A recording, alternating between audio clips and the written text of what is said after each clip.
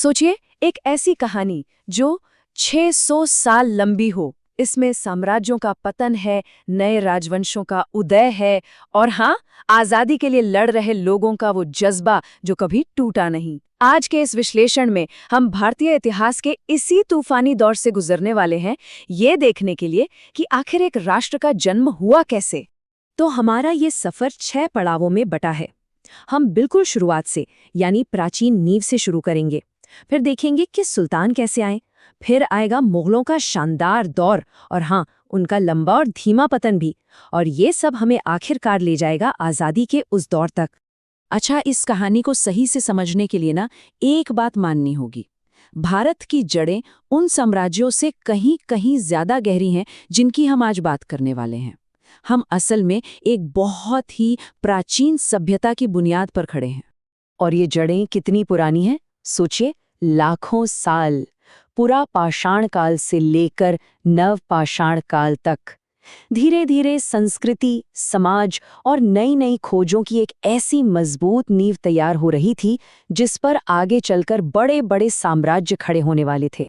तो पाषाण युग के बाद आता है वैदिक काल, जो कल्चर के हिसाब से एक बहुत ही बड़ा मोड़ था। ये सिर्फ एक और जमाना नहीं था, नहीं, यहीं पर वेदों की रचना हुई। वही ग्रंथ जिन्होंने आने वाले हजारों सालों के लिए भारत की सोच और आध्यात्म की नींव रखी।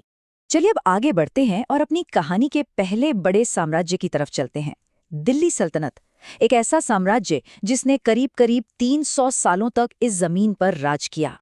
दिल्ली सल्तनत ये सिर्फ एक और साम्राज्य नहीं था, नहीं, ये तो एक ऐसा पावर सेंटर था जिसने पूरे नॉर्थ इंडिया का नक्शा ही बदल कर रख दिया। इसके आने से भारत पर शासन करने का तरीका हमेशा के लिए बदल गया और दिल्ली पावर और कल्चर का एक नया सेंटर बन गई। और इस दौर को यादगार बनाया कुछ बहुत ही जबरदस्त किरदारों ने, जैसे कि इसके फाउंडर कुतुबुद्दीन ऐबक, फिर रज़िया सुल्तान, जो इस इलाके के इतिहास में गिनी चुनी महिला शासकों में से एक थीं, और हाँ, तैमूर, जिसके हमले ने सल्तनत पर वो काली छाया डाली जो असल में उसके अंत की शुरुआत थी। आप जानते हैं, इतिहास में ना कभी कभी ऐसे मोड़ आते हैं जब एक ताकत खत्म होती है, सिर्फ इसलिए ताकि उससे भी बड़ी कोई ताकत उसकी जगह ले सके। भारत के लिए ये बिल्कुल वही पल था। यहाँ जो टकराव दिख रहा है वो देखने लायक है।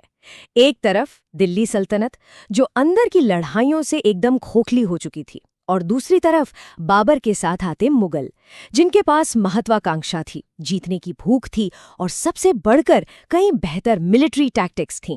कुछ तारीखें होती हैं जो इतिहास में हमेशा के लिए गूंजती रहती हैं, एक मोड़ बन जाती हैं।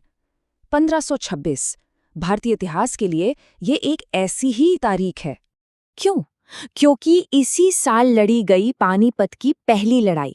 मैदान में एक तरफ थी बाबर की सेना और दूसरी तरफ दिल्ली का आखिरी सुल्तान इब्राहिम लोदी।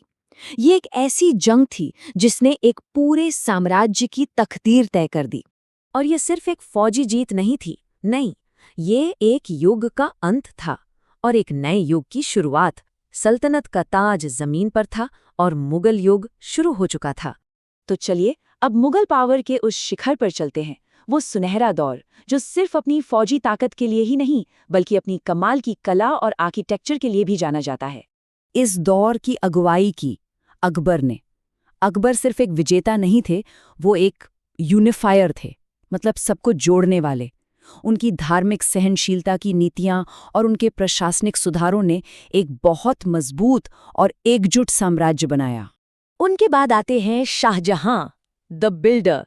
उनका राज तो जैसे पत्थरों में हमेशा के लिए लिख दिया गया, और इसका सबसे बड़ा सबूत जाहिर है ताजमहल, जो सिर्फ मोहब्बत की निशानी नहीं बल्कि उनकी कमाल की आर्किटेक्चरल सोच का भी सबूत है।